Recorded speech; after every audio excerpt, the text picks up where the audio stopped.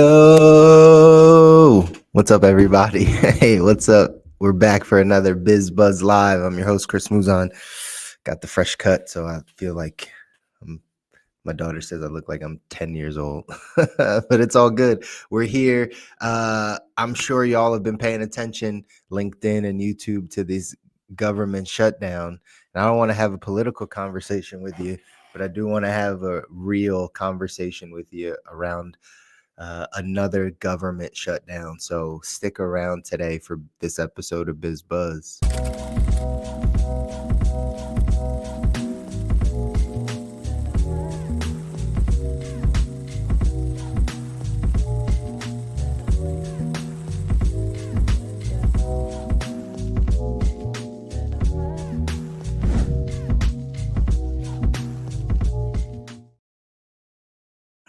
All right, everybody, welcome back to another episode of BizBuzz Live. I'm your host, Chris Muzan, helping you through all things finance.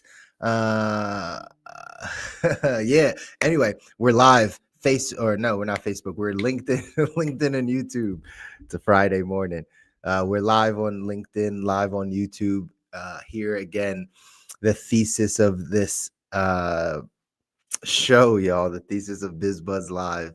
We started because the reason I'm smiling is because my daughter's down here trying to make faces at me. Anyway, the reason why we started BizBuzz is because through having conversations about people's financial life, whether it be their insurance or their retirement or another investment or whatever the case is, their debt, inevitably a conversation always comes back to their cash flow, how money flows in and how money flows out of their life.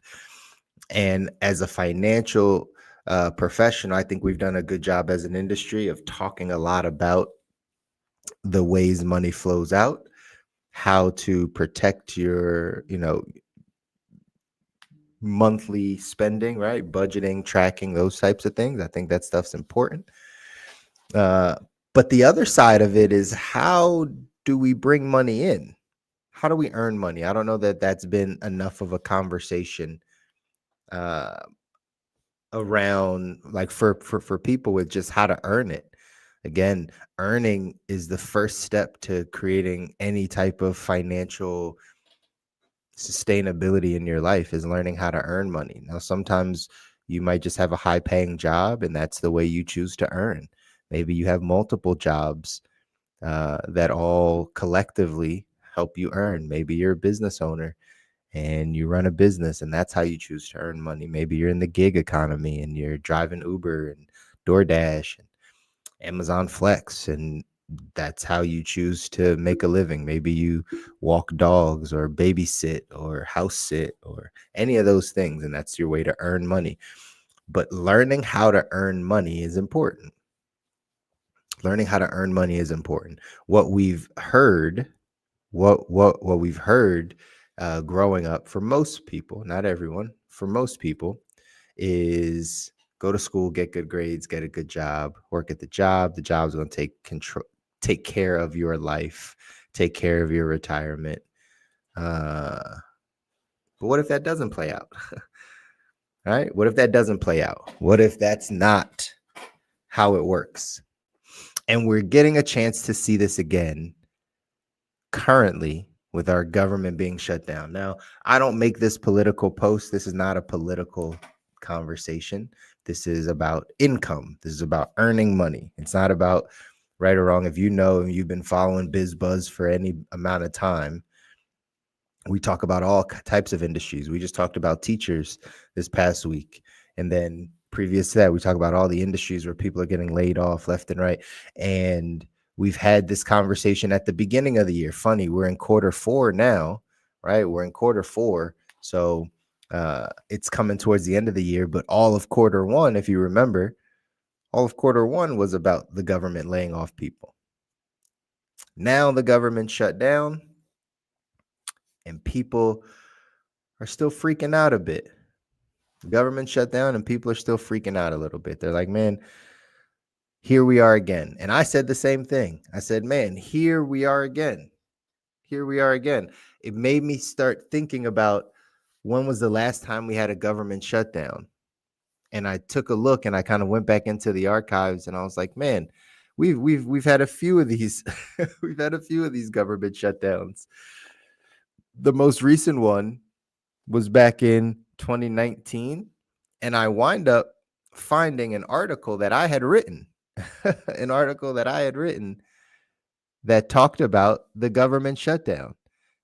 And I titled it Government Shutdown, Have We Learned Our Lesson? This was January 3rd of 2019 that I wrote this article. I wrote it, I think I posted it on Medium. And then I wind up posting it again here on LinkedIn. But I had this conversation. I started the exact same way by saying this isn't a political article. It doesn't matter what our leadership does.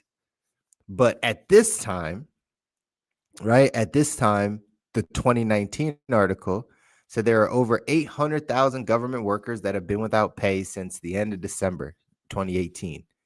This affected all departments, FBI down to the IRS, everything in between. And I go into, again, talking about the fact that for average Americans, seeking a government position with benefits is a sought after job. Like, it's something that there have been families, and I'm going to drop this off the screen. There are families that literally raise their kids to get government jobs. Their families work in the government. So-and-so has a federal job, and so-and-so has a state job, and just working for the government. Again, it's a form of work. It's a job. But what we're seeing, and the reason why I wrote that article that said, hey, have we learned our lesson yet? Have we learned our lesson? The reason why I said that is because a lot of times when we're thinking about earning money, we're still thinking about safety and security. I put the quotations there, safety and security, good benefits, right? That's still how we think about work in 2025. We were thinking about work that way in 2018. Probably we can keep going back and thinking about work that way for a very long time. Find me a place that I don't have to do a ton of work, that for sure will hire because they're not going to fire. I can just collect my check. I have safety and security, and I have benefits. If I can just do that and work in that form, my life is fine. I wrote the article saying, have we learned our lesson? Because obviously that's not the way things are working out for people. That might have been the way things have worked out for people in the past. But in 2025, 2026, this isn't necessarily how things are going to work out for you. Again, it's heartbreaking to always hear when people lose their jobs, when government shuts down, it impacts tons and tons of people, tons of communities, tons of nonprofits, all types of things. I know they're talking now that it's, impacting the air traffic controllers and TSA, and they can just, every shutdown, they can pick where it has the biggest impact that's newsworthy, right? That's good for the media. But it obviously does impact tons of people's lives. Here's the question, and here's why we talk about this on BizBuzz, is because how do you not be impacted by this? If you're a government worker or you are still in the mindset of, I need to find a safe, secure job, maybe this is another side, another time, another example of why maybe we need to change that thinking. If the places that we choose to go to work, we are only looking for safety and security, and I put that in quotations because, again, there's no such thing as a safe, secure job. The government used to be the highest level of safe, secure job, right? That was the pinnacle of safety and security, is if you get a federal job or a government job. They're hiring, they're not going to fire you. I get the government pays on time. You don't have to worry about them going out of business, I guess, right? Like these were the thoughts. But yet in the past 6 years, we've had two government shutdowns. We've had two where people get furloughed, get laid off, or people lose income. So that's what's happening right now. Right now, there's an estimated 750,000 federal employees that could be furloughed. Like, that's a lot. Imagine, right? Imagine uh, uh, a million people losing their jobs right away. Says I got stats here that say about 334, almost 35,000 civilian employees at the Department of Defense are going to be furloughed, and about 87% of the Department of Education's workforce would be furloughed also. Again, these are all things that we know are a part of the process, a part of the game, a part of working and looking for a safe, secure job. The reason why safety and security no longer exists is because of things like this, because they could completely take away your income. They could completely shut down, and you go from safe and secure to unsafe and insecure very quickly, like overnight. Like the government shutdown was coming, and then overnight, like it's like, oh, we don't have any more money for you. I don't know how that's safe and secure. I don't understand. Again, I know this was a saying, and these were thoughts that people had for the past 20, 30, 40, 50, 60 years. And it probably has served some people really well. In all honesty, it's probably served some people really well. They've made their money. They got their pension. They had a cushy, right, state job, federal job, and like they've now retired.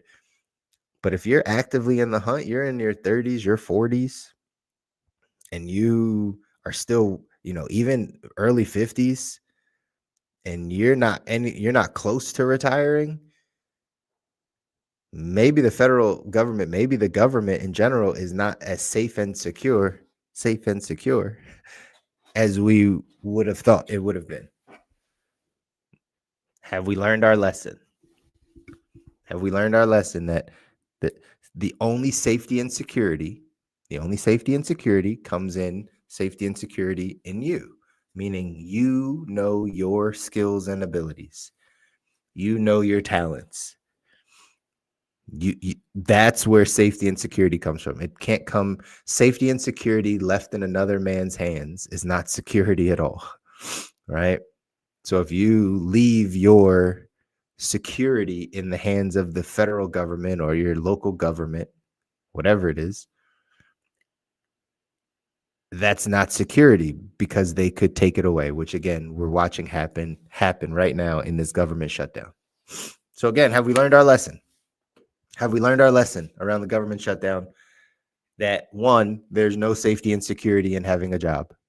Sure, it's a way to make a living. Sure, you can play the game properly and don't put all your eggs in one basket, and you can find some great employers. There's some great people that are employing people right now, but just know it's not safe and secure for the employer, right? The person that owns the business, they're constantly figuring it out. So if one day they, again, make the wrong money move or make the wrong hire or the wrong decision in their business goes away, and all the people that they hired, their jobs go away also.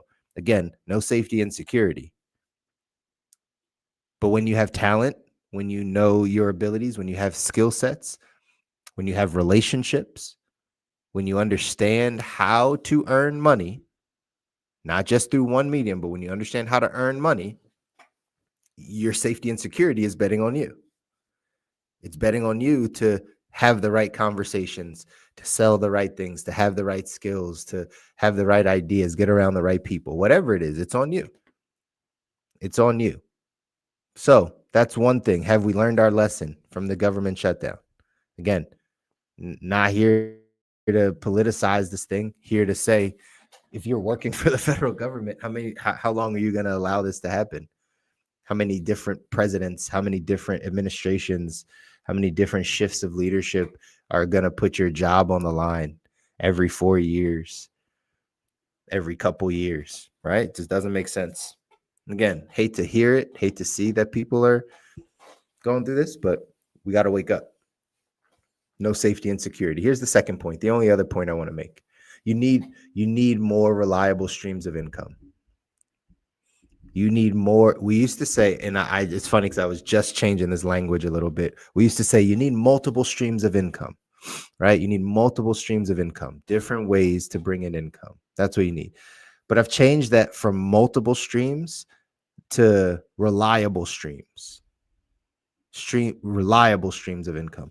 Many people over the past 5 to 10 years have dabbled in getting multiple streams of income. And I say it that way. They dabbled in trying to do a side hustle or do some trading or some crypto or some side business thing or some little hustle on the side or whatever people tried to do to create multiple streams of income. And those incomes normally didn't go anywhere for most people. They just didn't create what they wanted to. If you have bringing a couple $100 a month consistently, that might be great. But if it's not consistent and you're not building it, then is it really another stream of income? Not really. But you need reliable streams of income. You need another thing that you can go to and tap that will bring you more money. Or you can be building it at the same time that you can have multiple reliable ways of bringing in income. So even if you do work for the government, even if you do work for a company that might shut down or that falls on hard times, you have other ways of earning money. You have other ways of earning money. This is important. This is important if you want to be able to, again, build the life you want financially. The first step is learning how to earn. With the government shutdown, it's just always a reminder that there's no safety and security in a job. Even at the highest level of the government, there's no safety and security in it. You can ride the wave, but just know you won't be safe and secure. There's no, I just collected my benefits and collected my check and kept it moving. Not in 2025, 2026, ladies and gentlemen. We got to think completely differently about earning money. So if the federal government's not safe and secure, highly likely that your job or whatever you're doing right now, working for someone, is not safe and secure. That being said, once you understand that it's not safety and security in the job, but you can have safety and security in yourself, in your skills, in your abilities, in your resources, in your ability to communicate, in your ability to have emotional intelligence, in your ability to multitask, in your ability to keep good relationships, and your ability to sell, and your ability to market, and your ability to win friends and influence people, right? And your ability to be mentally tough and to show up on time, and to, like, your abilities, your skills, your talents, that's where your safety and security lies. That's where it lies. It can't rely on a job. Even if you know your talents, but you keep wanting to give it to a job, you keep wanting to give it to an employer, and they don't want it, that says nothing about you. It just says that job isn't hiring, that's not the position they want. You wouldn't be a fit there. But one of the things I've been thinking about, and I think I'll drop it here on BizBuzz. I gave this advice to one of my good friends probably 5 years ago, and it's really helped his life. Not that I take credit for any of this stuff, but like, it's really improved his financial life a ton. When I said, you need to go work for a number two, or like you need to go work for somebody and be their number two. You need to go work for someone that is an entrepreneur, that is building something that you believe in, and you can come in and help them. If you have management experience, systems experience, leadership experience, customer service experience, there's a ton of entrepreneurs out here that need your help. It might not be the big salary, the big prestigious position, but man, with the right people, if you like the mission and you like what the owners, the entrepreneurs are building, you could be a huge asset for them. This is how you bet on yourself. This is how you bet on your skills, your talents, your abilities, not the job that's safe and secure, how you are, and you can go give that to other people. So that's a real opportunity. I've been meaning to say that to y'all. That's a real opportunity. I think y'all can go out. If any of you are searching for the next job or the next position, maybe you need to go smaller instead of bigger. Instead of going major corporate to try to find the big dollars or work for the big company, maybe you should go for the smaller companies. Maybe you should go for the owners that you can talk to, or the general managers that you can talk to, right? Or the founders that you can talk to, that you can understand the vision of what they're building, and you can get behind it and add your value, bring your expertise, bring your creativity, bring your structuredness, bring whatever your talent, skills, and abilities are, bring it to that smaller organization.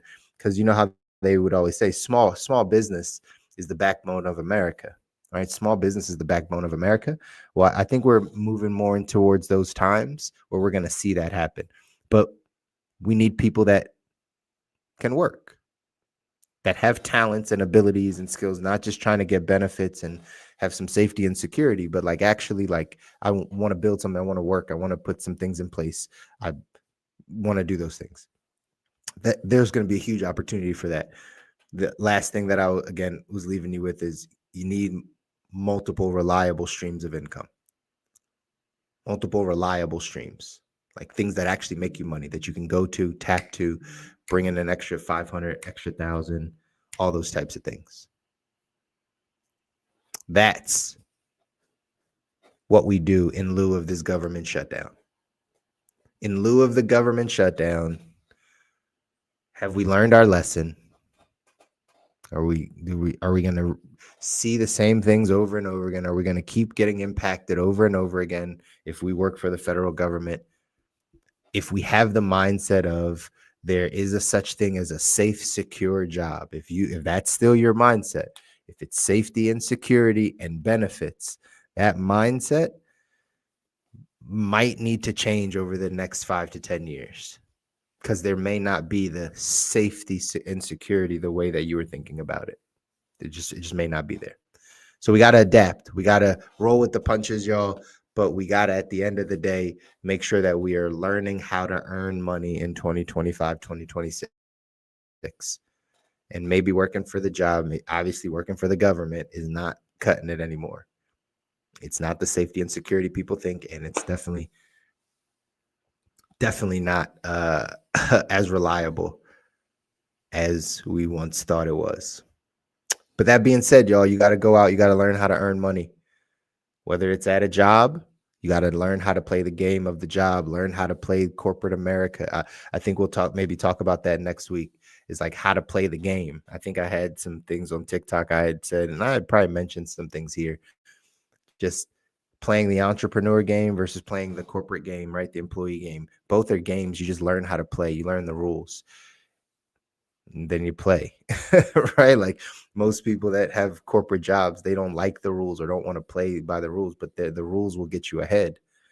The rules will show you how to get ahead if that's the life you want to live in corporate, if that's how you see your life. You can run an organization. You can be the CEO eventually. That's climbing the corporate ladder, right? It's not going to be at the company you start at typically, but you can climb the corporate ladder.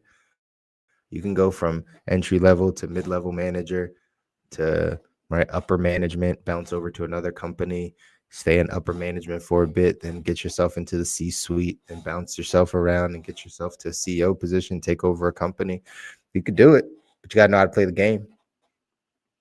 But you can't play that game and play the entrepreneur game at the same time. They take opposite skill sets. One of my mentors used to always say, hey, the worst thing you can do is take advice from a successful employee if you want to be an entrepreneur, right? If you want to be an entrepreneur, the worst thing you can do is take advice from a successful employee, because they think differently. The game is different. The rules, the way you have to move, the things you need to learn and do, they're different. And so you have to kind of learn from the entrepreneur, learn from the intrapreneur, learn from the person that steps into a business as the number two and just runs all the things, irregardless of title. They just put things in place. The way you think about that is the way an entrepreneur would think. So either way, you got to learn how to play the game. So maybe we talk about learning how to play the game coming up soon.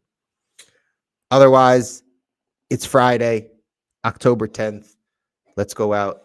Let's continue to help ourselves to get to the life that we want using some of these insights that we've been giving you here on BizBuzz. All right, y'all. So again, stay locked in every single Friday. We're back live here on LinkedIn, live here on YouTube. Do something this weekend that scares you, ladies and gentlemen. Until next time.